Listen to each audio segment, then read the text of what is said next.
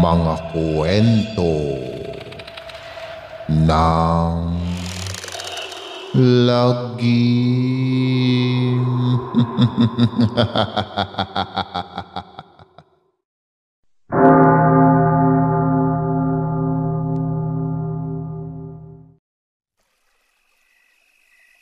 Kamusta na mga giliw naming tagapakinig?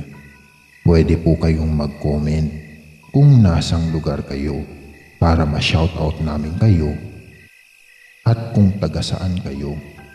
Maraming salamat mga giliw naming tagapakinig. Lumaking spoiled brat at walang kinatatakutan si James. Sa edad niyang 25 ay nakasandal pa rin siya sa yaman ng mga magulang. Mga magulang na abala naman sa pagpapayaman at puro material lang ang kaya nilang ibigay sa kanya. Kaya si James mulat sa pool ay ginagawa na lang niya ang gusto niyang gawin. Isang araw ay naboard na siya sa bahay. Tinatawagan niya ang mga tropa para sa naisip niyang gawin. Nagpunta sila sa gubat para mamaril ng mga ibon. Kasama niya sina Paul, Josh, Migs at Doom. Nagtayo sila ng tent. Balak kasi nilang kinabukasan pa umuwi.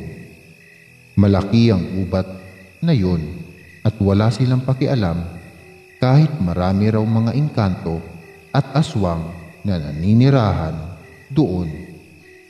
Hindi raw sasantuhin ng mga bala ni James ang mga yun. Minalas sila nung umaga dahil wala silang nabaril ng mga ibon. Mukhang naramdaman ng mga ito ang panganib, kaya nagsipagkubli. Pero hindi sila susuko. Hindi sila aalis sa gubat na yung bigo. Maghahating gabi na nang makarinig sila ng pagkaluskos mula sa malalagong mga halaman. Agad silang nagsipagpangunan ng tent. Nakiramdam at sinundan ang naririnig nila. Hanggang sa tumambad sa kanila ang isang kalahating tao, ang anyo na may pakpak, isang manananggal. Natulala sila sa takot, pero hindi si James. Ginamit niya ang baril. Pinaputukan ang nakakatakot na nilalang ng dilim na aatake na sana sa kanila. Tinangkapan ng manananggal na lumipad palayo, ngunit paulit-ulit siyang pinaputukan ni James. Kaya para siyang eroplanong paggewang-gewang sa ere hanggang sa tuluyang bumagsak sa lupa. Patakbo nilang nilapitan ang tinabagsakan ng manananggal. Nanlalaki ang mga mata nila sa nakikita. Hindi sila makapaniwala na napuruhan iyon ni James. Saglit lang ang pagkatulala nila, napalitan agad ng tuwa. Nag-apiran, nagtawanan, at nagtalunan sa sobrang saya ang magkaibigan. Iginapos nila sa puno ang manananggal. Wala ang kalahating katawan nito. Kahit anong tanong nila ay hindi na ito sumasagot. Nakalungay-ngay na lang ng dahil sa dami ng tinamong bala. Sige ang tulo ng dugo mula sa hating katawan. Sige rin ang tawanan ng magkakaibigan. Nagsimula silang mag-inuman. Nang may espiritu na silang mag-inuman, nang may espiritu na ng alak, ang pukote ay naisip pa nilang paglaruan ng manananggal. Sinulatan nila ng pentel pen ang buong katawan nito ng kung ano-ano. Tapos sa kanila hiniwaan ang mukha gamit naman ng backknife. Ginawa rin nilang dartboard ang katawan gamit ang kani-kanilang balisong. Pati sa noo ay tinamaan. Nang magsawa, nilapitan ni James ang manananggal at saka tinanong kung gusto ba nitong uminom. Naghihingalo na ang manananggal kaya hindi na makasagot. Na bad trip si James sa hindi nito pagsagot kaya ang alak ay ibinuhos niya sa mukha nito at saka umalingaw-ngaw sa gubat ang tawanan ng mga tropa niya. Nang bigla silang makarinig ng malalakas na alulong ng aso. Hindi lang isa, kundi marami. Sabay-sabay. Nawala ang lasing ng magkakaibigan. Natakot din sila. Kaya't nagpasya silang lisanin na ang lugar. Iniwan nilang wala ng buhay ang manananggal. Maya-maya pa, isang matandang babae ang lumapit dito.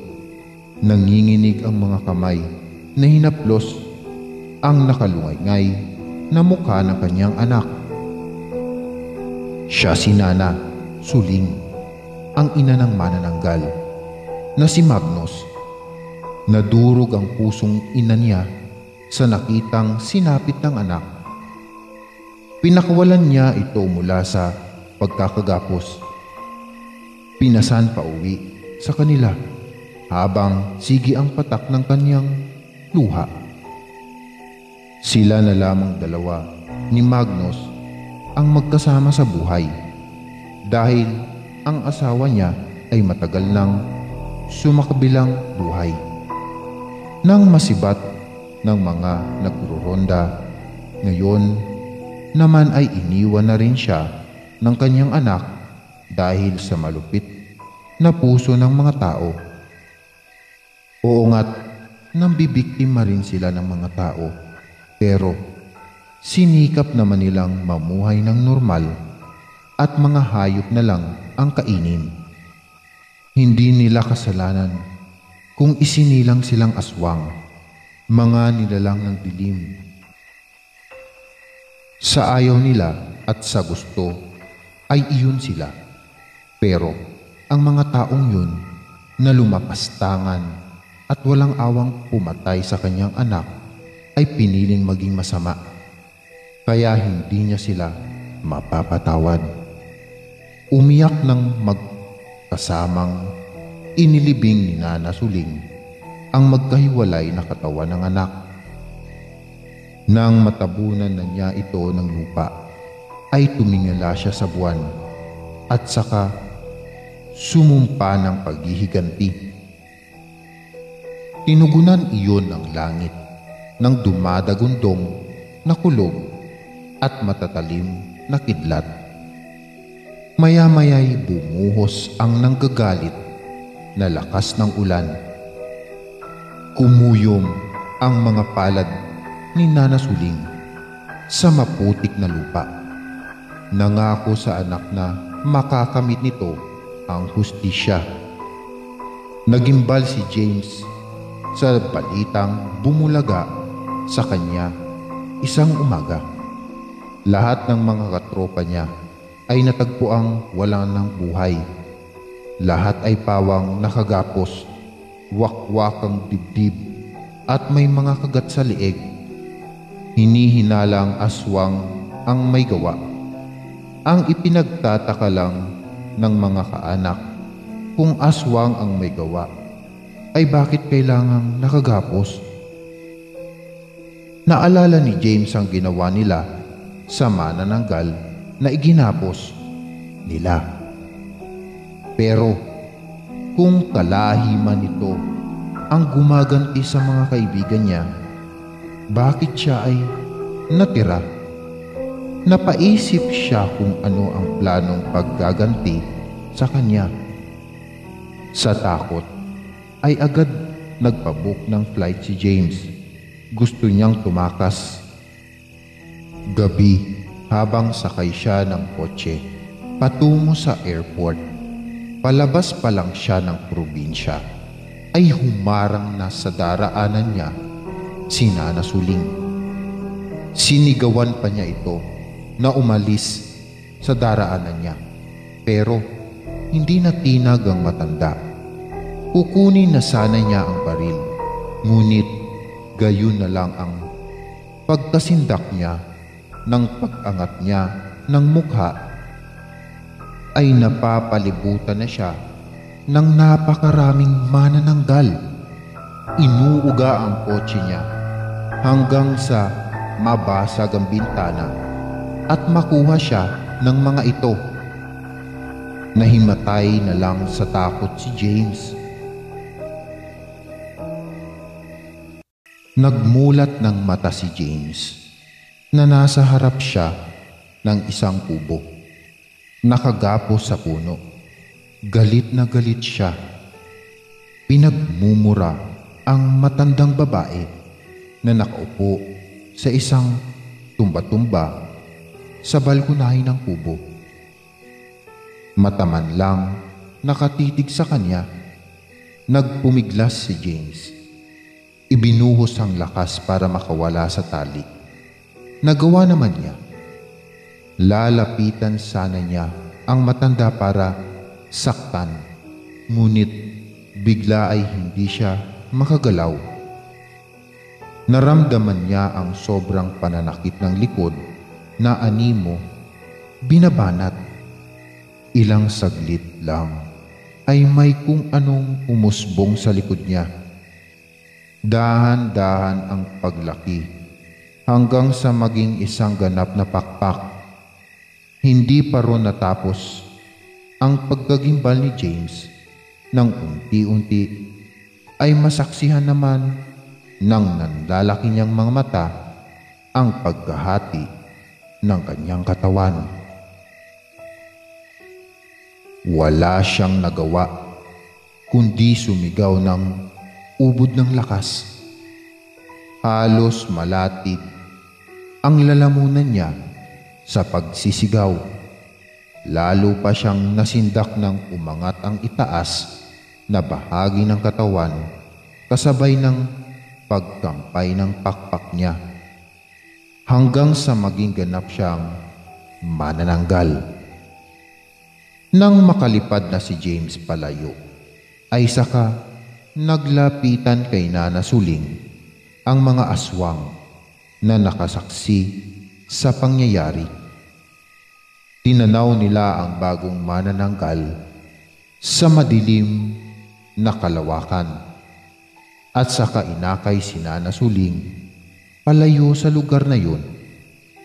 Isasama na nila ito sa kanilang kampo para hindi na ito mag-isa, habang si James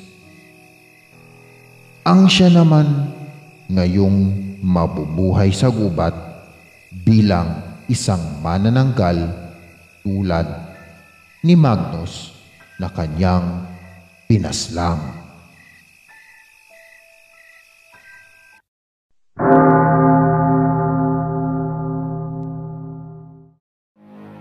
Maraming salamat mga giliw naming tagapakinig.